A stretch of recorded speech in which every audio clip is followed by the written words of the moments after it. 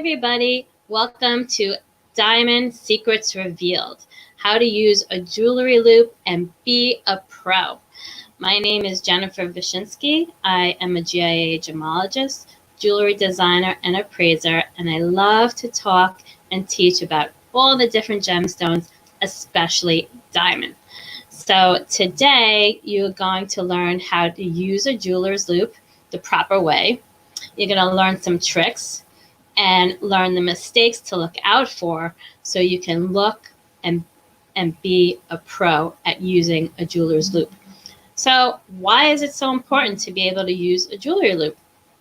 Have you ever been at the jewelry store dropping your engagement ring off for repair, or even bigger, shop for that perfect diamond for your engagement ring? So you should really have a comfortable handle on how to use a jewelry loop in order to see the diamond's unique clarity characteristics, or those inclusions that make up your beautiful diamond. Because diamonds are like snowflakes. There are no two diamonds in the world that have the same interior or exterior characteristics. Diamonds are not only rare, but one of a kind. So today, you will finally learn the right way to use a jeweler's loop so you're not pretending to see what the jeweler is talking about. You'll actually know and be a pro. I've seen a lot of customers or a lot of people when I've been doing appraisals and they try to use the loop, and I tell them, do you see that inclusion there? And they're fumbling around with it, and they say, oh yeah, I see it. And because they don't want to look silly, you know, they don't know how to use the jeweler's loop properly and be able to identify their stone. So I'm going to let you in on the importance of why you need to know how to use the jewelry loop and learn the exact way to use it properly. So it's important to know how to properly use a loop for when you're leaving your diamond to a trusted jeweler, so that you can easily identify your stone's unique beauty marks. And this is usually done at the take-in process. So it's just so you and the jeweler know what's being left.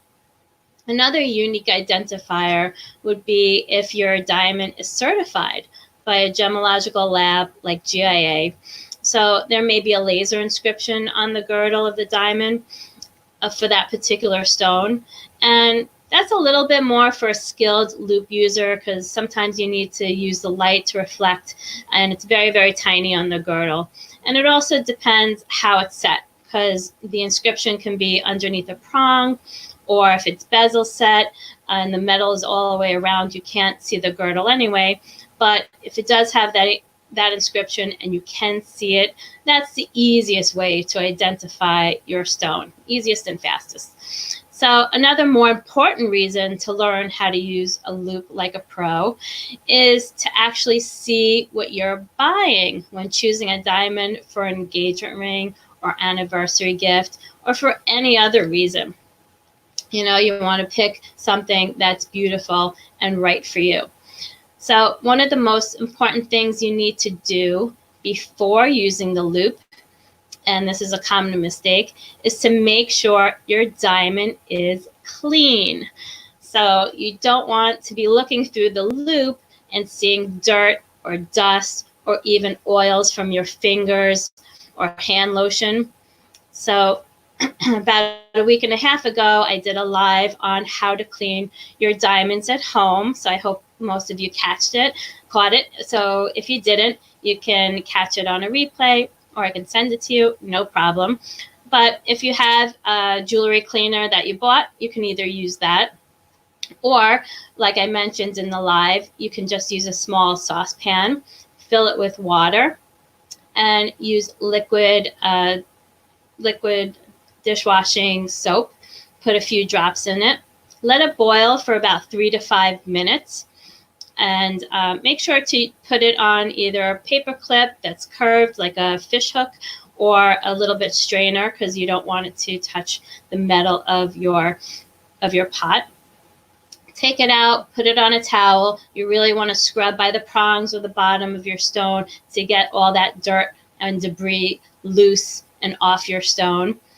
And that once you've done that, run it under some warm water, wash off your toothbrush, and again, gently rub it to get off that dirt and debris and to get any soap scum that may have built up from the soap, and wash it all off. Then dry it, pat it dry with a non-lint towel, or if you have a paper towel, and just try and get the lint off. So once your diamond is cleaned, those obstacles will no longer be there, and you won't make this mistake of thinking that the dirt or dust or oil is inside your stone. Especially if you're picking up at a jewelry store, they clean it thoroughly before giving it back to you, and then it will look drastically different.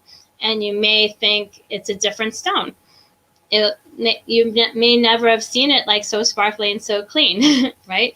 But it will be a nice surprise. Also, when buying a loose or mounted diamond, the jeweler has a diamond cloth similar to something like this.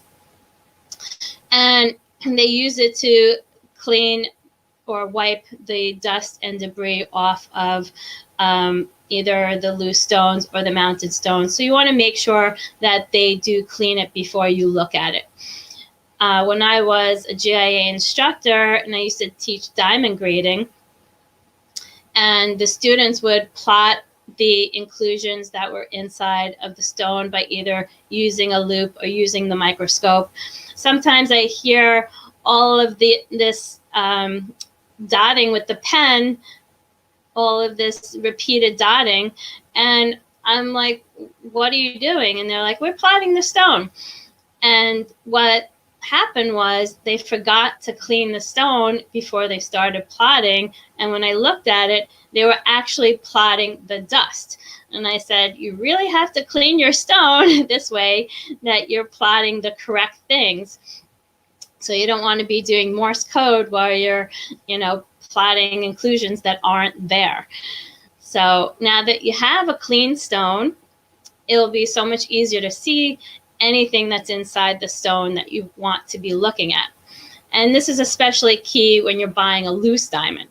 So it's most important to be able to use the loupe in order to see what makes up the clarity of the stone and if it matches what's being sold to you. So just keep in mind that under magnification, these identifying characteristics or inclusions or beauty marks will most likely be easier to see, as is anything magnified. So this little tiny inclusion can appear much larger when you use the loupe, and you want to remember that. So keep that in mind, and also keep in mind that diamonds are unique and are formed in nature. So it's extremely rare to find one that is perfect. And it's actually their imperfections which makes them stand apart and makes it easily recognizable. So you use the loupe to see what's inside, but make your overall beauty evaluation from what you see with your naked or unaided eye. So most people don't walk around with a loupe or a microscope or a magnifying glass to check out how you did in choosing your sparkling, beautiful diamond, right? It's really none of their business. You buy what you like, and you buy what's right for you. So with the loupe, you can also see how well the stone is cut or polished, or how well the symmetry is. And this is man's contribution. And this is something I'm going to be talking about in a future live when we talk about cut. So right now, I just wanted to let you know it's something else that you can observe with your loupe. So sometimes if you have a very clean diamond or something very high in clarity, sometimes you use the symmetry or the cut as your identifying characteristic. So most jewelers' loupes are 10 power, and they look like this. And this means that it magnifies your object 10 times. So the lens, and it will say triplet on it 10 times. And the 21 millimeters refers to the the millimeter size of the lens. And that's usually the general size. It can be a little bit smaller, a little bit larger, but usually that's the millimeter size. So the lens that is used is called a triplet, which means that there are 3 lenses to correct for something called spherical aberration. And that's something like this where an object may look rounded, may look distorted. So when you correct for this spherical aberration, you see what you're looking at a flat plane. You don't get that distortion. And then you need something adjusted for the chromatic aberration, which looks like this, which means that you see, this is chromatic aberration, where you see colored reflections on your on what you're viewing.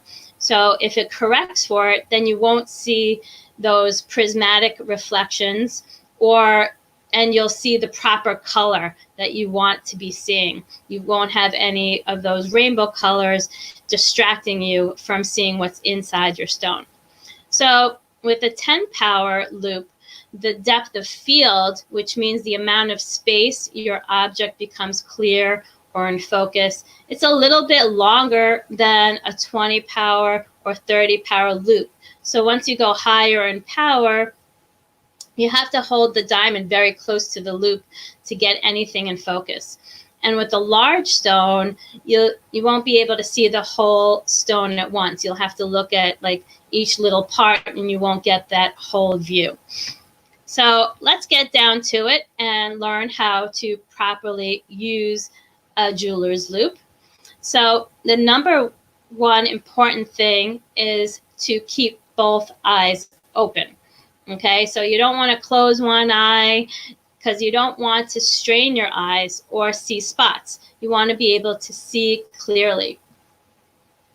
So I use a loupe like this one, which is called a Zeiss loupe, and it has German optics, which it's also a triplet, but for me, you are able to see the inclusions clearer, you're able to see the symmetry clearer, and I highly recommend this loupe. It's a little bit more, but it really helps in seeing what you want to see and seeing it quickly. So with the loupe that you may get in the jewelry store, you put your finger through the lid. With mine, I just hold the lid with my fingers. And you hold the loupe with your dominant hand. So if you're right-handed, you put the loupe in your right hand. If you're left-handed, you put the loupe in your left hand. So then you want to bring the loupe up to that same side that's dominant. So if it's in your right hand, you bring it to your right eye. You don't want to cross eyes.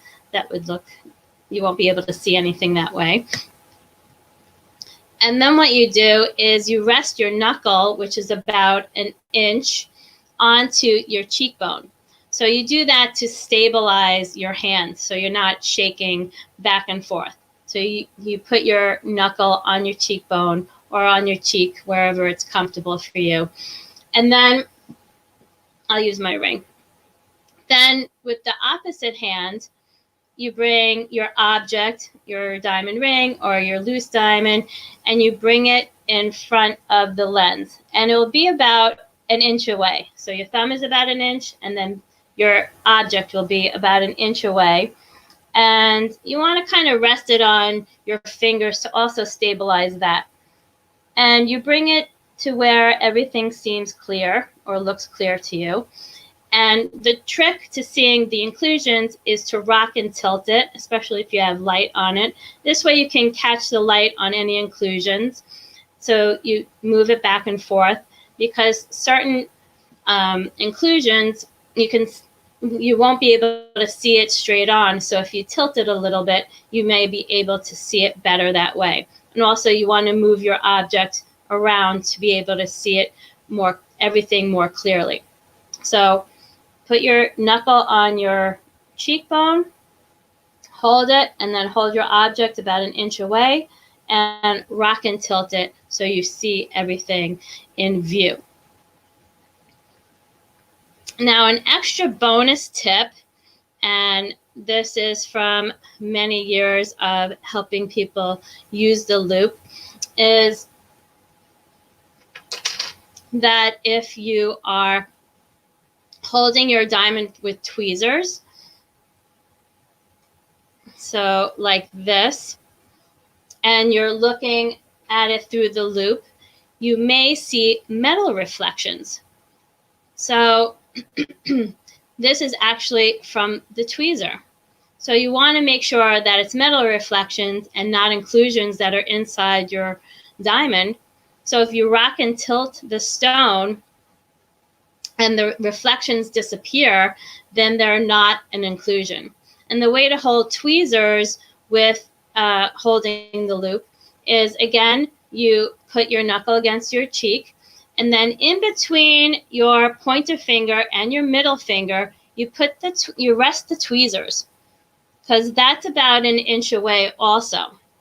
And again, you're resting things on your face or on your fingers. This way they stay stable, and then you can rock and tilt it or move it back and forth to see the inclusions. So you want to rest and then rest. This way everything is stable. Now, to double check and make sure it's not the tweezers, what you can do is hold it and look at it by its side. And the easiest way to do that is to put the stone on your palm and slide the tweezers underneath, and then you hold it by the top and the bottom of the stone, and then you look at it again, and then you won't see those reflections. So you won't mistakenly think that the tweezers are something that's inside your stone. And this is the same for when your diamond is set in prongs or whatever metal is holding the diamond in place. You don't want to think that those prongs are inclusions. So if you follow these simple directions on how to use a loupe, you will certainly be a pro. And if you need help or have any questions, feel free to contact me, and it'll be my pleasure to assist you, of course. And any other questions that you have about diamonds or gemstones, I will be very happy to assist you with. So if you like this video, please give it a like or share it with anyone that you know who needs to be a pro at using the loupe. And on Thursday, we're going to be learning all about clarity grading, what makes up a clarity grade, what the clarity grades are, and what clarity grade is right for you. So I hope to see you then. And in the meantime, stay safe and have a wonderful day. Bye.